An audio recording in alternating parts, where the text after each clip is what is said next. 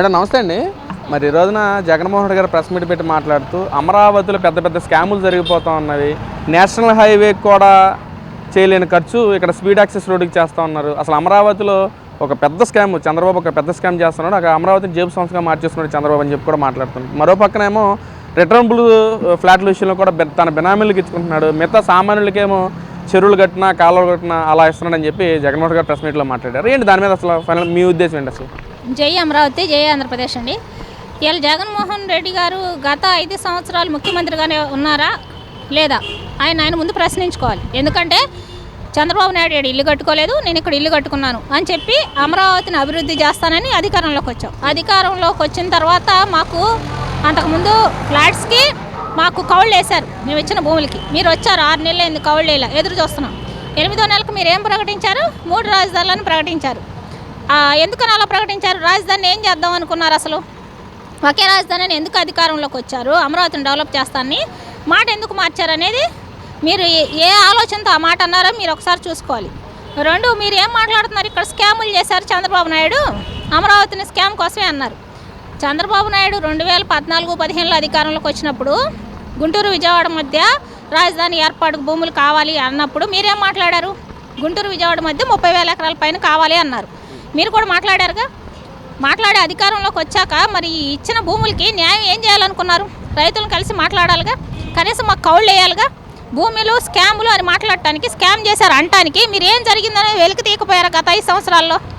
Returnable flats ఇచ్చే విషయం అప్పుడు మీకు ఆలోచనకు రాలేదా? మీ అంతటా మీరే 100 కోట్ల పైన ఇక్కడ ఉన్న సీడ్ యాక్సెస్ రోడ్ని దానికన్నా ముందు కరకట్టను డెవలప్ చేస్తానని పూనుకున్నారు. మరి ఆ సీడ్ యాక్సెస్ రోడ్లో ఏం అవినీతి జరిగిందని 5 సంవత్సరాల్లో ఏం చేశారు? రోజు నిద్రపోయారా? ఏం పరిపాలన చేశారు? మీ పరిపాలన అసలు ఏం చేశారు? కనీసం ఆ సీడ్ యాక్సెస్ కంప్లీట్ కానీ రోడ్డుని బయటికి తీసినట్టయితే ఏ స్కామ్ జరిగిందో తెలియదు కదా. అదే ప్రచారం చేయకపోయారా 2019 ఎలక్షన్కి వచ్చేప్పటికి? అది వదిలేసి మీకు 11 సీట్లు వచ్చాక ఈరోజు స్కామ్ అని మాట్లాడతారేంది? గత 5 సంవత్సరాల్లో ఏం చేశారని మేము ప్రశ్నిస్తున్నాం. అప్పుడు స్కామ్ గురించి ఏమైంది?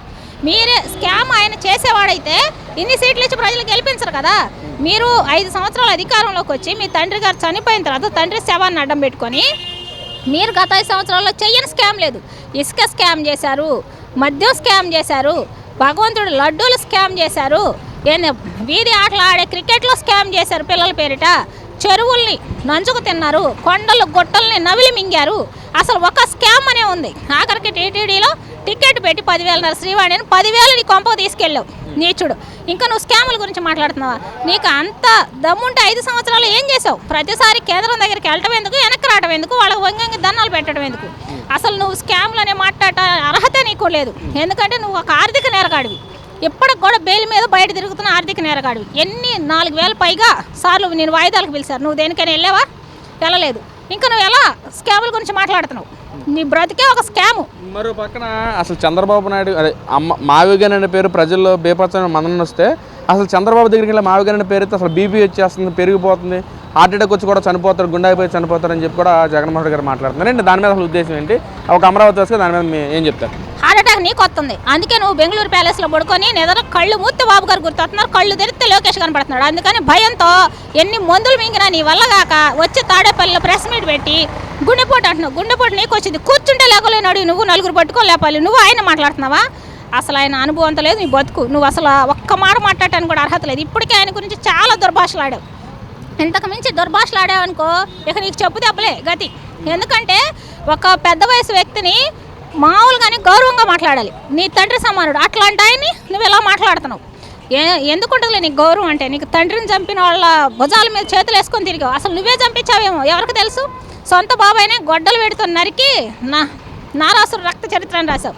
ఇలా ఆమె సునీతమ్మ గారు ఏ రకంగా తిరుగుతున్నారు? నువ్వు శవాలను అడ్డం పెట్టుకొని అధికారంలోకి వచ్చిన వాడికి నీకేం తెలిసిద్ది? మనుషులు వాళ్ళ గొప్పతనం. ఆంధ్ర రాష్ట్రానికి దేవుళ్ళు అంటే ఆయన 30 సంవత్సరాలు రాష్ట్రాన్ని అతపాతాలలో తీసుకెళ్ళిన దుర్మార్గుడు నువ్వు చేసిన దౌర్భాగ్యానికి రాష్ట్రంలో ఎక్కడొక్క రోడ్డు మీద ఇప్పుడు మట్టిలా అన్ని రోడ్లన్నీ కాలువల్లాగా అయిపోయినాయి.